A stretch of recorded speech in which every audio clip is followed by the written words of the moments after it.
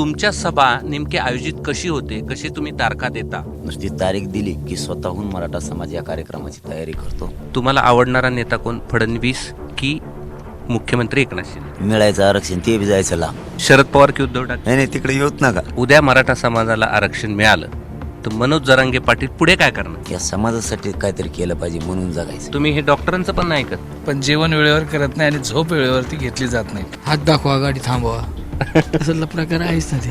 आज मी हे पहिल्यांदा सांगत असेल, हे म्हणतात गाडीच्या खाली उतर जाऊ नका. मी कचाकच उतरतो लोकात जातो. टीम जर असती ना तर ज्यांना याच्यात घेतलं नाही ते म्हणले असते आपण जायचं नाही तिकडे. आम्ही लढाई अर्धवट सोडलेली नाही. टीम म्हणजे सगळा समाज, अध्यक्ष म्हणजे सगळा समाज आणि सेवक म्हणजे सगळा समाज. इथं कोणीच मालक नाही. कारण मी आंदोलनाला बसल्यावर कुटुंबाशी संपर्क ठेवत नाही. माझा समाज एक झाला, मला याचा मोठा आनंद आहे. डॉक्टर साहेब, इंजेक्शन देऊन किती दिवस झालेत पेशंटला? तर औषधं गोळ्या वगैरे सगळे आता मला आठवावं लागतात.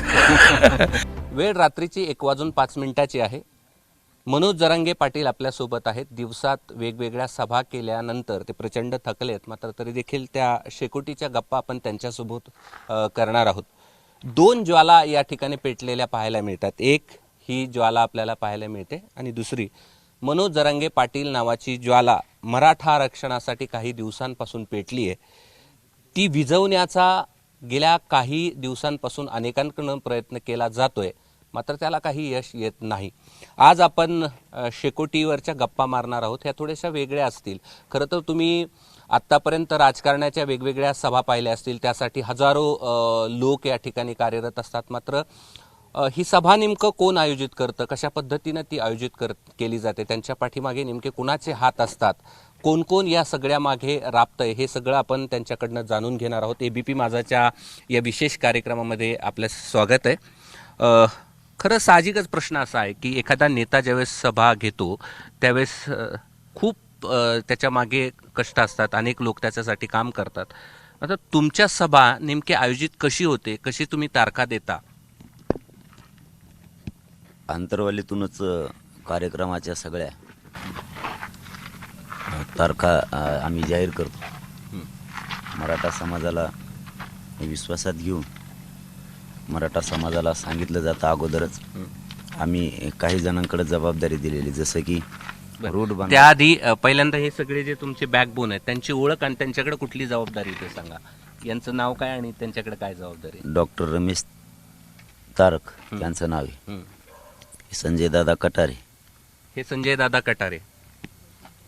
बद्रीनाथ तारक, वरी प्रदीप दादा सोळुंके, श्रीराम कुरणकर, भगवान दुपाके, किशोर पिंगळे, हनुमान मुळी. लय मोठे नाव घेतले तर आमच्यात परत म्हणायचं मग नाही घेतलं ना. ठीक आहे. आमच्यात लय मोठे तयारी करणार आहेत. आणि सगळा मराठा समाज नुसती तारीख दिली की स्वतःहून मराठा समाज या कार्यक्रमाची तयारी करतो. याच्यात विशेष अशी टीम नाही आहे.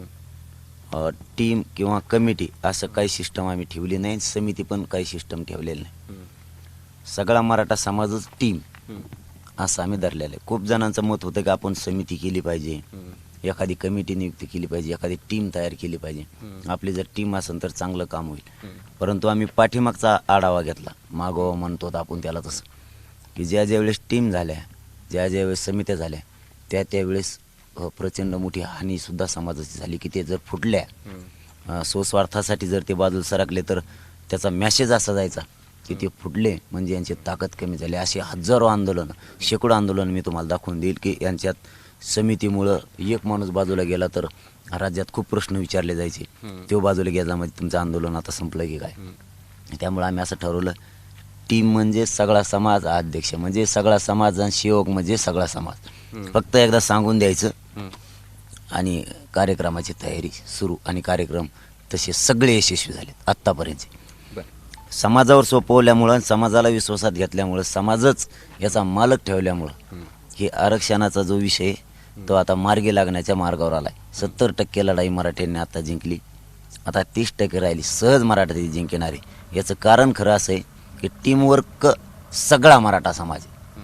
आणि समाजाला विश्वासात घेतल्यामुळं आणि समाजावर जबाबदारी सोपवल्यामुळं समाज अतिउत्साहानं काम करायला लागला. इथं कोणीच मालक नाही आहे. समाजच मालक असल्यामुळं प्रत्येकजण स्वतःहून काम करायला लागला. ना याच्यात राजकारण यायला लागलं, ना सामाजिक मतभेद यायला लागले, ना वैयक्तिक मतभेद यायला लागले, काही येत नाही याच्यामध्ये. तुमची भाषणाची शैली अशीच आहे पहिल्यापासून, अशीच म्हणजे एक बोललं जात आहे आता आपल्याकडे, म्हणजे ज्या भागात आपण राहतो गोदाकाठावरती, नाथसागराची खोली आणि तुमची बोली ही कुणालाच कळायला तयार नाही, हे बोली भाषा आणि मग हाय तीच आहे ना, आता एक दुसरीकडून आणा पहिल्यापासून अशीच आहे. पहिल्यापासून असल्याची. हम्म. आणि त्याच्यात बदल कशामुळे करायचा? आपण आहेत नैसर्गिक तसे आहेत, हम्म. त्याला तुम्ही किती बेगडी रंग दिला तरी ते उघडाच पडणार आहे. हम्म. त्यामुळे आपण आहेत, काय प्रॉब्लेम आहे हो? हम्म. आपल्याला ज्याला त्याला ईश्वराने निर्मिती करताना जी आज आहे तशी केली, तिच्यात का बदल करायचा? तिला डेकोरेशन करून ती एक ना एक दिवस उघडं पडतं. त्यापेक्षा आपण आहेत तसे आहेत, आपली बोली आहे तशी. आता मला शुद्ध येतच नाही, शुद्ध बोलायला गेलो मी आणि एखादा काना मात्रा ओकला आणि एखादा अनुसार ओकला, मग काय करू? त्यापेक्षा त्या लफड्यात पडायचंच नको ना, आपलं जे आहे ते आहे. मग याचे फायदे काय आणि तोटे काय? फायदे म्हणजे माझा मराठा समाजाला माझ्यात मुलगा म्हणून त्यांना प्रामाणिकपणा दिसला आणि एकमेकाला आम्ही स्वीकारलं. आमचं इतकं अतूट नातं समाजाचं आमचं झालंय. समाज लहान नाही, सगळ्यात मोठा राज्यातला समुदाय आहे मराठा समाजाचा. आणि यांच्यात ही एकजूट उभा राहणं किंवा प्रचंड आनंद यासाठी झाला की सामान्य घरातून आपण हा लढा उभा केला, पण गोरगरिबांच्या लेकराला न्याय देण्यासाठी, आणि ती यशस्वी पण झाला फक्त प्रामाणिकपणामुळं. बरं, या बोलीभाषेचा तोटा काय तोट्याचा संबंध आहे? तोटा आहे, त्यांना काही शुद्ध बोलणाऱ्याला कळत नाही एवढा तोटा आहे भाऊ. त्यांना नाही कळलं की मग ते मंत्र्याला बोलायला गेलं आपण, त्याला काही मेळ लागत नाही एका शब्दाचा, ते अधिकाऱ्याला विचारतात, अधिकाऱ्याला मेळ लागत नाही काय चाललंय. ते मला विचारतं एखाद्यावर फोन करून या शब्दाचा अर्थ काय होतो, म्हणलं मला नाही माहित, तिकडेच बघ सापडे तू कुठं. आता जे आहे ते आहे ना, आता त्या तेवढा तोटा होतो एक. बरं, तुम्हाला प्रश्न असा आहे की तुम्ही पहिल्या दिवसापासून यांच्यासोबत आहेत, कुठली अशी गोष्ट आहेत की जे ऐकतच नाही तुम्ही सांगताय? नाही, असं झालंच नाही. सभेच्या जे वेळ, जे त्यांना पटतंय सभेची वेळ, सगळ्या वेळेस मी तसंच आहे. तसं असं म्हणता येणार नाही आम्हाला. पण तुम्ही अशी एखादी कुठली गोष्ट सांगताय त्यांना की जी तुम्ही वाटतं की त्यांनी ऐकली पाहिजे अशा सगळ्या ते तर आहेच तब्येतीची ना, काळजी? सांगतो ना तुम्हाला. मग जर समजा त्यांनी कधी हट्ट धरला, उपोषणाच्या वेळेस हट्ट धरला, किती लोकांनी प्रयत्न करे, ते ऐकत येत ना, मग तसं त्यावेळेस ऐकावंच लागतंय त्यांना. ती भाकर खायला मागं लागत येत नाही, आणि तीच नेमकी खात नाही मी लवकर. सगळ्यात खायला हट्ट असतो आमचा जास्त. मग तुम्ही हे डॉक्टरांचं पण नाही ऐकत? डॉक्टरला डॉक्टर ऍक्च्युली ते माझं पण ऐकत नाही. माझी इच्छा असते की आहार निद्रा म्हणजे सगळ्यात वेळेवरती पाहिजे, पण जेवण वेळेवर करत नाही आणि झोप वेळेवरती घेतली जात नाही. आणि शरीर सक्षम राहण्यासाठी आणि आपल्याला आंदोलन पुढे कायमस्वरूपी टिकवण्यासाठी ते खूप गरजेचं आहे. आहाराच्या बाबतीत आम्ही खूप कॉन्शियस आहोत. रोज नाश्ता जेवणाचे टायमिंग पाळायला सांगतो, पण ते पाळले जात नाहीत. आता आम्ही काल पहाटे 5ला झोपलेलो आहेत आणि सकाळी 7ला उठलेलो आहे. 2 तास झोप झालेली आहे. आणि आताही रात्रीचे 1:15 वाजलाय, अजून झोप तुम्ही काय झोपू देत नाही. बरं, आता आमच्यावरनच प्रश्न असा आहे की आम्ही तुम्हाला खूप प्रश्न विचारतो, पण एखादा आवडलेला प्रश्न आणि एखादा खूप मजेशीर प्रश्न असा कुठला होता आमचा, पत्रकारांचा? मजेशीर प्रश्न म्हणजे आवडणारा प्रश्न एकच, अन्यायाला वाचा फोडण्यासाठी तुम्ही आमच्या खांद्याला खांदा लावून आमच्या सोबत राहिलात, आमच्यासाठी तो प्रश्नच आहे. आणि मजेशीर म्हणजे माझ्या घरी जाऊन तुम्ही विचारायला नाही पाहिजे. ते हो एक लय मजेशीर आहे की तिकडं तुम्ही निघाले की मला इकडं थोडंसं असं होतं की आता हे काय आहे, तिकडून काय वार्ता येते, त्याच्यावरती ऐकताना ते ऐकवलं पण वाटत नाही. बरं, दिवाळी तुमच्या घरच्यांनी साजरी नाही केली हे तुम्ही पाहिलं पण टी व्हीवरती. तुम्ही पण दिवाळी साजरी नाही केली, पण हे सगळं ऐकल्यानंतरची काय प्रतिक्रिया होती? नाही आता कसं करणार, आपल्या मराठा समाजाच्या लेकरांना आत्महत्या केल्या, त्यांच्या घरात काळोख असताना, त्यांच्यावर दुःखाचा डोंगर असताना आपण आनंद कसा व्यक्त करायचा, म्हणून आपण तो निर्णयच घेतला की आपण दिवाळी नाही साजरी करणार. त्याचबरोबर कुटुंबानं पण नाही केली, आपल्याच माध्यमातून माहिती मिळाली मला, कारण मी आंदोलनाला बसल्यावर कुटुंबाशी संपर्क ठेवत नाही आणि समाजाच्या न्यायासाठी मी माझ्याच मतावर ठाम असतो. जसं की तुम्हाला मोगाशी सांगितलं, मी एक 4-5 नावं घेतली, 5-6 नावं घेतली हे काम करतायत. असं नाही. ते नाव याच्यासाठी घेतले की तुम्ही विचारलं इथं कोण कोण आहेत म्हणून इथले नावं सांगितले. पण हे सगळं काम खरं मनातून सांगतो मराठा समाजाने हातात घेतल्यामुळं हे यशस्वी झालं. आणि समाजानंही खूप जणांना दिवाळी साजरी केली नाही. याच्यात जर टीम असती तर खूप मोठा गॅप आमच्यामध्ये राहिला असता. समाजच मालक ठेवल्यामुळं सगळ्यांनीच एकमताने सांगितलं की आता दिवाळ्या साजरा नाही करायच्या. सगळे त्या दुःखात सहभागी झाले. कारण काय असतं दादा, सामाजिक काम करीत असताना आपल्याला मालकत्व स्वीकारून चालत नाही. आपल्याला सेवक म्हणून जर आपण स्वीकारलं आणि त्या ठिकाणी प्रामाणिकपणाने काम केलं तर समाज यशाच्या शिखरावर पोहोचतो सुद्धा. हे तुमच्या डोळ्यात एकच उदाहरण आहे. आज 70% लढाई 70 वर्षातली या मराठ्यांच्या हातात सगळ्यात काम ठेवल्यामुळं, फक्त टीम आणि समिती न केल्यामुळं ही यशस्वी झाली. समाजाला वाटतंय आपल्या स्वतःवर जबाबदारी, प्रत्येकाला वाटतं मी मालक आहे आणि ते यशस्वी झालं. आता तुम्ही इथंही बघता, इथं कोणी मालक पण नाही, आम्ही सगळे सेवक आहेत. आता हे जवळपास जमलेले माझ्या मताने 6-7 जिल्ह्यातले लोक असतील. हे जमले नसते टीम असते तर. अनेकांनी तुमचं उपोषण सोडवण्याचा प्रयत्न केला, पहिलं असेल किंवा दुसरं असेल. ज्यांना संकटमोचक म्हटलं, काहींना तरबेज होते म्हणजे ते उपोषण सोडण्यात, काहींनी तर पैज लावली की तुम्ही काळजी करू नका मी सोडून देतो. पण ह्या सगळ्यांनाचं जे आलेले बाण होते ते तुम्ही रोखले कसे? मी एकूण देशात आणि राज्यात जी आंदोलनं झाली, आज मी हे पहिल्यांदा सांगत असेल, त्याचा सारासार विचार करतो. मी वाचतो कमी, पण मी समोरच्या माणसाचा दैनंदिन जीवनातल्या अडचणी वाचतो कधी पण. याला काय अडचणी, उदाहरणार्थ याला उपचाराची आवश्यकता आहे तात्काळ, त्याला 15 दिवसांनी उपचार देऊन चालणार नाही, नसतं ते दगा होण्याची शक्यता असते. म्हणून याला तात्काळच उपचार दिले पाहिजेत. मी समोर वाचलं की कोणत्या आंदोलनात काय झालं आणि त्याला जोड छत्रपती शिवाजी महाराजांच्या स्वराज्याची विचाराची दिली.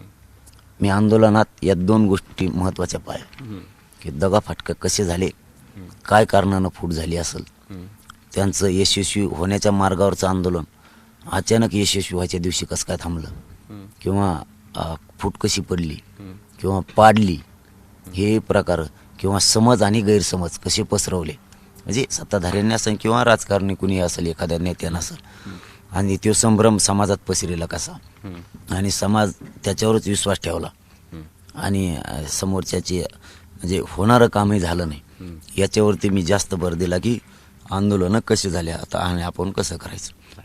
याला जोड छत्रपती शिवाजी महाराजांच्या विचाराच्या स्वराज्याची दिली की शिवाजी महाराजांनी हे स्वराज्य अफगाणिस्तानापर्यंत कसं नेलं, आटकेपार झेंडे लावले कसे. नुसतं वाचून नाही चालणार, ते जर कृतीत आणायचं असलं तर महाराजांनी रात्रीच्याच लढाया का केल्या, दिवसाही का केल्या, आणि ते यशस्वी कसे झाले. मग आपण त्यांचे मावळी मरायला का घाबरल्या नाहीत, कसं लढायचं त्यांनी ठरवलं, आपल्या कुटुंबाशी किती दुरावा त्यांचा निर्माण झाला तरी ते हटले कसे नाहीत. याचा सारासार विचार घेतला की गनिमी कावा म्हणजे काय, तो कसा केला जातो, आणि छत्रपती शिवाजी महाराज या विश्वावर यशस्वी झाले कसे. फक्त मी स्वराज्याचा विचार घेतला आणि त्या मावळ्यांचा सेवक म्हणून काम करायला लागलो. आणि जेवढे आंदोलनं झाले आत्तापर्यंत 2011 पासून सगळ्याचे सगळे आपले आंदोलन यशस्वी झालेले. एकही आंदोलन असं नाही की ते अपयशी झालं, एकही नाही झालं, कारण स्वराज्याच्या विचारात इतकी ताकद आहे. बरं, आणखीन एक असा प्रश्न आहे की आज दैनिकाचे मथळेचे मथळे तुमच्या फोटो किंवा तुमच्या बातम्याने भरलेले असतात. आम्ही सगळे वृत्तवाहिन्यांचे प्रतिनिधी तुम्हाला मोठ्या प्रमाणावरती प्रसिद्धी देतो, परंतु ही सगळी ज्यावेळेस प्रसिद्धी मिळते, तो कुठलाही माणूस असू द्या, तर तो एक वेगळ्या विश्वामध्ये वावरायला लागतो. हे प्रसिद्धी तुम्ही कशी पचवता किंवा ते हे कसं तुम्ही स्वतःवर कंट्रोल कसं करता? मला आमचे बी नमुने सांगत आहेत ना काही काही, आता आपण असं वागलं पाहिजे, तसं वागलं पाहिजे, लोकांना भेटायला नाही पाहिजे, काही बरं का, आपण ते प्रोटोकॉलमध्ये वागलं पाहिजे. मी नुसतं हा म्हणतो. मला हे कधी कधी असं सांगत येत, हे 10-15 गाड्या लय जणांचे, लय जिल्ह्यातले ते एकत्र, हे म्हणतात गाडीच्या खाली उतर जाऊ नका. मी कच उतरतो लोकात जातो. ते म्हणतात इथून तिथून हा म्हणले, मग आता कसं का खाली उतरली. म्हणजे मी माझ्या मनाचंच करतो. प्रसिद्धी कितीही मिळाली तरी मी हवात नाही जात. माझ्या डोक्यात मस्ती शिरू देत नाही. मी जर समाजाला मायबाप मानलं ना त्यांच्यात जायचं, कायदा का फाटका होत नाही आपल्याला. आणि आपण जमिनीवर येत पहिल्यापासून, आपण जमिनीवरच राहायचं. जे जे हवात गेले, म्हणजे मी काही जणांचा अभ्यास केला, नावं नाही सांगत, ते आता दिसत सुद्धा नाहीत. आपण जर जमिनीवर राहिलो, आपण एखाद्या वेळेस रिवर्स जरी आलो तरी आपल्या जागेवर जर आपण पहिल्यापासून राहिलो, कारण एकदा उदाहरणार्थ एखाद्या मोठ्या गाडीत जर एखादा माणूस बसला तर तो बारक्या गाडीत बसत नाही, म्हणजे ढकलायच्या गाडीत डिझेल संपल्यावर ढकलाढकलीचा प्रकार जो असतो त्याच्यात माणूस डबल जात नाही, त्याला लाज वाटते, तो लांब बसतो. त्यामुळे मी पहिल्यापासून आहे त्याच्यात राहतो, म्हणजे ढकलायची वेळ आली तरी ढकलायची आणि पाय पाय चालायची वेळ आली तरी चालायचं. पण आधीच जर आपण विमानात हिंडायला लागलो तर आपण पाय पाय नाही चालू शकत. ती मस्ती मी डोक्यात जाऊन देत नाही, कितीही प्रसिद्धी मिळाली तरी पण मी आहे त्या लोकांमुळे आणि मी त्या लोकात राहणार. त्यांना सोडायचं म्हणल्यावर आपली किंमत शून्य, असं आपण आपल्या जीवनाला समजून घेतलेलं आहे. एखादा व्यक्ती रस्त्यावरती हार घेऊन उभा राहतो, पुढे सभेसाठी कित्येक लोक तुमची वाट पाहत असतात, परंतु त्या व्यक्तीसाठी देखील तुम्ही का थांबता? तीच तर शक्ती आहे खरी. कारण त्याला भेटल्याच्या नंतर त्याचा जीव इतका मोठा होतो, मला माहीत नाही मी त्याला भेटावं का नाही भेटावं, पण त्याला माझ्या भेटण्यामुळे जर आनंद वाटत असला आणि त्याला आनंद होत असला तर मी त्याला तो आनंद दिला पाहिजे, या मताचा मी. आपण त्याचा आनंद हिरावून नाही घेतला पाहिजे. त्याला जर वाटतं आपण ही गोष्ट करायला पाहिजे आणि ती जर त्याच्या मनासारखी झाली आपल्यामुळं, तर आपण का होऊ देऊ नये? आपण का आपल्याच मस्तीत किंवा आविर्भावात वागायचं? आपल्याला एवढा गर्व नाही चढू द्यायचा की ज्यांच्यामुळं आणि ज्यांच्यासाठी आपण करतोय त्यांच्याविषयीच आपण जर अशी वागणूक द्यायला लागलो तर आपल्या जगण्याला सुद्धा शून्य किंमत. तुम्ही कधी सांगता का आता पुढे जायचंय, आता नको थांबायला? सांगतात ना त्यांना, मग हात दाखवा, गाडी थांबवा, तसला प्रकार आहेच ना ते. असं कसं म्हणता येईल तरी? हात दाखवा, गाडी थांबवा. माझं घरचं जर सांगायचं ठरलं ना तुम्हाला, मला 2-3 महिन्यालाच कडी बदला लागते माझ्या घराची, आतून लावायची. कोणी लाथा आणताना आत येतं, मग दार कवा उघडच असते. म्हणजे ते ग्रामपंचायत असल्यासारखाच खेळ आहे ते. आपल्याकडं बंधनच नाही भेटण्याच्या बाबतीत. तर मला आता हे खोटं वाटेल, पण 4-4 वाजता पाठ सुद्धा मला घरून लोक उठून येते त्यांच्या कामासाठी. मी बी उठून जातो तसंच झोपीत, आणि काम करून आलो तरी माझ्या ध्यानात राहत नाही आपण काम करून आलोत म्हणून. म्हणजे झोपीतच जातो, झोपीतच येतो. मी पूर्ण आयुष्य या समाजासाठी वाहून घेतलं, राहिलेलं आयुष्य समाजासाठीच व्हायचंय. म्हणजे ते म्हणले ते खरंय, ते हात दाखवा आणि गाडी थांबवा. आपल्याला आपण असं मोटरसायकलवर बी जरी गावाकडे असलो किंवा आमच्या परिसरात आमच्या जिल्ह्यात तिकडे असलो मराठवाड्यात, तरी आपलं पूर्ण वागण्याची पद्धतच ती आहे, लोकात राहणे. मोटरसायकलवर गेलं तरी थांबणे. मोटरसायकलवर मला एक सवय, म्हणजे गाडी असली किंवा मोटरसायकल असली नाही म्हणत नाही मी शक्यतो कोणाला. आम्ही पहिले टेबल सीट असलो, आणखीन 2 आले तरी 5वा बसतो तिच्यावर, तरी आम्ही नाही म्हणत नाही, म्हणतो नको जाऊ दे त्याला तिथपर्यंत नेऊ. म्हणजे इतका प्रामाणिकपणा आपण समाजाशी ठेवतो, आणि त्या प्रामाणिकपणामुळं आज इतका आनंद झालेला आहे मला की जितका समाजाला झालाय त्याच्यापेक्षा चौपट मला झाला. की माझा समाज प्रत्येक जण म्हणायचा हे मुरदाड समाज झालाय, ही एक होत नाही. मला सगळ्यात मोठा आनंद ते की या प्रामाणिकपणाच्या जोरावर माझा समाज एक झाला. मला याचा मोठा आनंद आहे. जर नाही का एखादं घर खूप विकारलेलं असतं, 4-2 भाऊ आहेत पण कधीच एकमेकाला बोलत नाहीत. आईबापांचं प्रत्येक वेळेस त्यांच्याकडे हट्ट असतो, तुम्ही वाद करू नका किंवा तुम्ही व्यसनाच्या आहारी जाऊ नका, आपलं घर फुटू देऊ नका, घर लांब जाऊ देऊ नका. तोच आनंद ज्या होतोय त्या मुलांना की आपल्या वडीलधाऱ्यांनी आपल्याला समजून सांगितलं, माझा समाज एक झाला. मला हे इतका आनंद आहे की एक मुलगा म्हणून या समाजाचा, की या जीवनात कमीत कमी आपण हे जीवनात जन्म घेऊन आपलं जीवन सार्थकी झालं. किमान आपल्या समाजाला आणि आपला समाज आपल्या डोळ्यासमोर आपण एक झालेला बघितला. आणि ज्या समाजानं खूप दिवसाची अपेक्षा होती आरक्षणाची, 70 वर्षाची, ही लढाई खरं सांगायचं ठरलं या अग्नीसमोर तर जवळपास हे लढा यशस्वी झालेला आहे. आजही मराठा समाजाला आत्ता सर्टिफिकेट मिळायला लागलेत. किमान 50 लाख 1 कोटी लोकांना जरी आज मिळाले तरी ही समाजाचा प्रचंड मोठा विजय, आणि ते नेमके मिळायला लागलेत.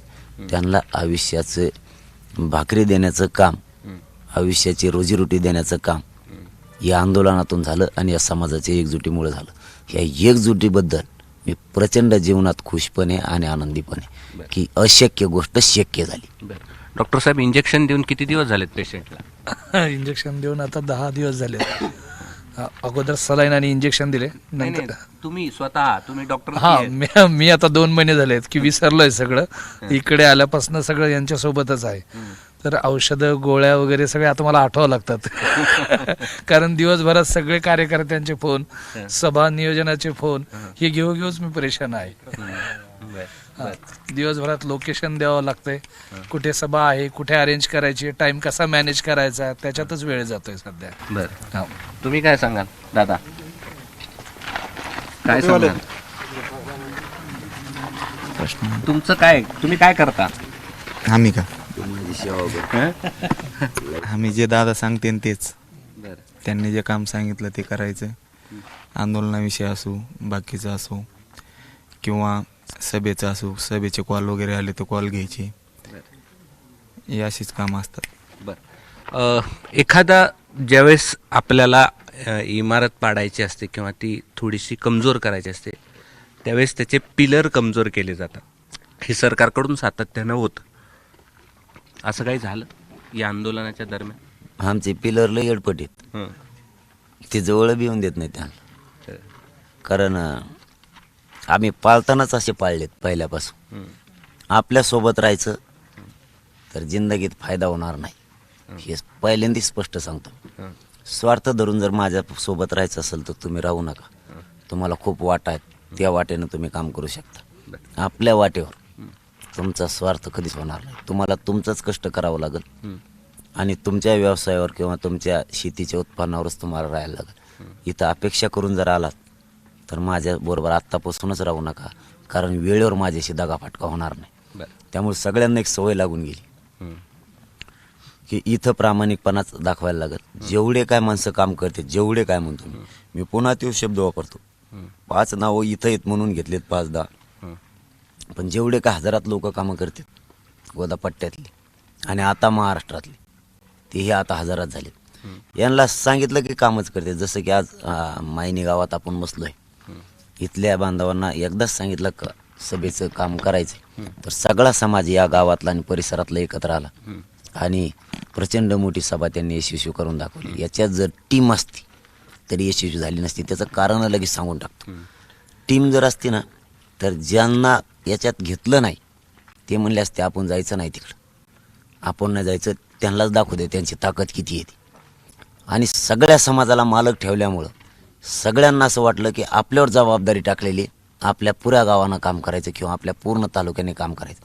सगळ्यात मोठा यशाचा फायदा समाजासाठी हे होईल की एकाला सांगितलं तर बाकीचे सपोर्ट नाही करत, पण ज्यावेळेस आपण सामुदायिक सांगतो की तुम्हाला एक करायचं आहे समाजासाठी, सगळा समाज तुटून पडतो. एकही सभा अशी नाही की ती अयशस्वी. याचं कारण खरं मूळ हे.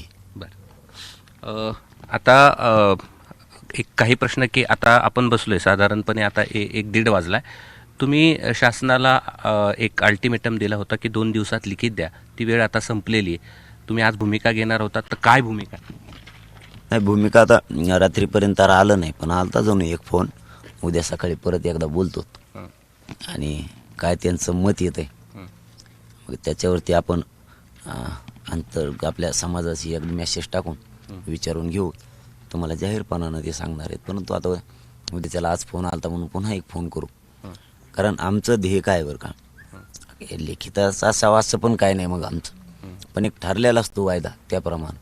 कारण यांनी पाठीमागच्या 24ला तसं केल्यामुळं याही 24पर्यंत आम्ही आरक्षण मिळेल ही आम्हाला गॅरंटी 100%. आम्ही लढायला पण सज्ज आहेत ना. आम्ही लढाई अर्धवट सोडलेली नाही आणि हे लढाई अर्धवट सुटणार सुद्धा नाही. कारण काम करणारे राबणारे हात इथं हजारो आहेत. पुन्हा पुन्हा त्याच विषयावर येतो. 4-5 नावं घेतले म्हणजे ते नाही, परंतु नाविलाजाने इथं आहेत म्हणून शेकोटी समोर घ्यावं लागले. परंतु हजारो हात राबायला लागले तिथं महाराष्ट्रातले. त्यांची तुलना नावात नाही होणार आता. आणि हा समाज एकजूट झाल्यामुळं हे राबणाऱ्या हाताच्या या यशाची किंमत आज ज्याच्या त्याच्या घरात किंमत ती पडायला लागली. उपोषण स्थळापासून काही अंतरावरच काही तासात ओबीसीचे नेते एकत्र येत आहेत. ते आपल्या विरोधात कदाचित भूमिका घेण्याची शक्यता आहे. आम्हाला काही प्रॉब्लेम नाही, अडचण बी नाही. आम्ही मराठा समाजाने 3-4 दिवसापूर्वी बैठक घेतली होती दौरा निघायच्या अगोदर.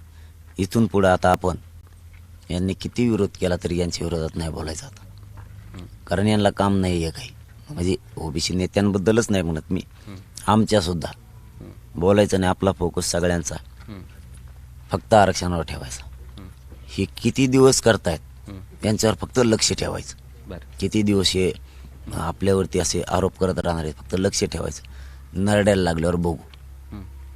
उद्या त्यांनी तुमच्या विरोधात भूमिका घेतली तर काही अडचण नाही. आणि त्यांनी कवा घेतलेलं नाही, त्यांनी 70 वर्षापासून विरोधातच घेतले. फक्त काही नावं बदलले, काही वयानं मोठे झाले म्हणून त्यांनी सोडलं आणि यांनी धरले. फरक काहीच नाही.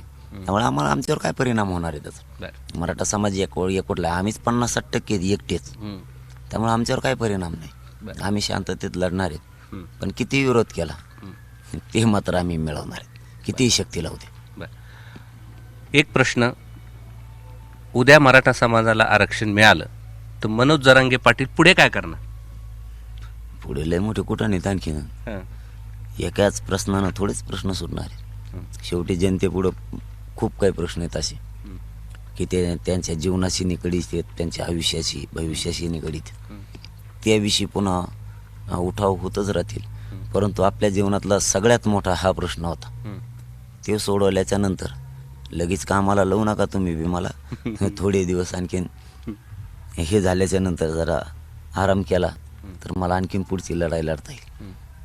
पुढं लढणार मात्र हे सत्य आहे. जिवंत आहे तोपर्यंत समाजाशी प्रामाणिक राहायचं, कारण आपण जीवनच अर्पण समाजाला केलंय. आपल्याला दुसरी अपेक्षाच नाही काही. आणि अपेक्षा करायची म्हणजे काय, माणसाला जीवन जगताना लागतंय तरी काय. विचार जर केला तर काही लोकांचं वेगळं आहे आणि माझं वेगळं आहे. मी खाऊन जगण्यासाठी नाही आलो, खाऊन तर प्रत्येक जण जगतो. आपण या समाजाचं देणं लागतो, या समाजासाठी काहीतरी केलं पाहिजे म्हणून जगायचं. खाऊन जगायला लागतंय का? माणसाच्या गरजा आहेत किती, आणि आपल्याला गरजा कमी आहेत. जेवढं पोटाला आणि अंगाला लागतंय तेवढं मिळालं तरी खूप झालं. कारण गरजा वाढल्या की माणूस काहीच करू शकत नाही. जिंदगीत त्या गरजेच्याच याच्यावरती तो जगत राहतो आणि समाजाच्या प्रश्नापासून ध्येयापासून तो लांब जातो. त्यामुळं आपल्या गरजा कमी आहेत. त्यामुळं आपण समाजासाठी जीवन अर्पण केले, शेवटपर्यंत जीवन अर्पण ठेवणार. आता पटपट उत्तर द्यायचे 2-3 प्रश्नाची. एका वाक्यात आहेत, तुम्हाला आवडणारा नेता कोण, फडणवीस की मुख्यमंत्री एकनाथ शिंदे? नाही बाबा, राजकारणातले नका विचारू. मिळायचं आरक्षण ते बी जायचं लांब. बरं, शरद पवार की उद्धव ठाकरे? नाही तिकडे येऊत नका. ते सगळंच पांगणच, खेळच पांगण आमचा. बर मग तुम्हाला आवडणारे नेते नारायण राणे की आणखी कोणी? आपला देशातला सगळ्यात मोठा आवडणारे दैवत म्हणजे छत्रपती शिवाजी महाराज, बाकी कोणीच नाही. बर, समाज की कुटुंब? समाज. का? त्याच्यातच आनंद आहे. ज्याच्यात आनंद आहे तेच महत्वाचं. कुटुंब आणि वैयक्तिक स्वार्थ हा तर प्रत्येकाजवळ आहे. मग आपण काय वेगळं करायला, आपण त्यातच गुरफुटून गेलो. मग मराठा समाज म्हणजे कुटुंबाचे परिवारच आहे ना. त्यांनी काय माया कमी केली आणि आपण त्यांना माया देण्याला आपण तरी का कमी पडायचं? समाजच. बर, तुम्ही एक वाक्य म्हटलं होतात, पहिली सभा जी तुम्ही घेतली होती तुमच्या ज्या 113 गावाची, 123 गावांची, आलो तर तुझा, नाही आलो तर कुंकू पुसून टाक, असं म्हटल्यानंतर त्यांची काय प्रतिक्रिया होती? नाही, मी प्रत्येक आंदोलन करताना धाडसानच करतो. लेचं पेचं आंदोलन मी कधीच करत नाही. कोणत्या वेळेला कोणाला काय होईल कधी सांगू शकत नाही. त्यामुळे दुसऱ्याला दोष नाही द्यायचा. त्या वाक्याचा अर्थ ते दुसऱ्यावरती खापर नाही पडायचं. ठीक. धन्यवाद. आपण एवढा वेळ ABP माझासाठी दिलात आणि ही सगळी त्यांची टीम आहे. खरं तर ही एवढीच टीम नाही आहे, ही आत्ता उपस्थित होते म्हणून हे आपल्यासोबत आहेत. आणखी खूप हात आहेत जे या पाठीमागे आंदोलनाच्या पाठीमागे आहेत आणि हा विषय आपण थोडासा वेगळा यासाठी केलेला होता की आपण जरी पाहिलं व्यासपीठावर असणारे मनोज जरांगे हे अत्यंत कठोर आणि कठीण जरी असले तरी ते नारळ जसं असतं की ते वरून कठीण असतं, मात्र आतमध्ये ते खूप म्हणजे त्यात पाणी जे आहे किंवा त्याचं खोबरं जे आहे ते अत्यंत छान किंवा मधाळ असतं. असं मधाळ त्यांचं व्यक्तिमत्व आपल्याला या चर्चेतून पुढं यावं हा हेतू यामध्ये होता. आणि कशा पद्धतीनं आंदोलन होतं, कशा पद्धतीच्या सभा होतात, त्या कशा आयोजित केलेल्या जातात किंवा त्यांच्यावरती आतापर्यंत ते आंदोलन कसं मोडीत काढण्याचा प्रयत्न केला, या सगळ्या प्रश्नाची उत्तरं त्यांनी आपल्याला या ठिकाणी दिली आहे. तुमच्या मराठा आरक्षणासाठी आणि मराठा समाजाच्या हितासाठी ABP माझाकडून तुम्हाला खूप खूप शुभेच्छा. हे आरक्षण मिळेपर्यंत ईश्वर आपल्याला बळ देत राहो ही अपेक्षा. कॅमेरामन किरण कटारेसह मी कृष्णा केंडे, ABP माझा, सातारा. ABP माझा, उघडा डोळे बघा नीट.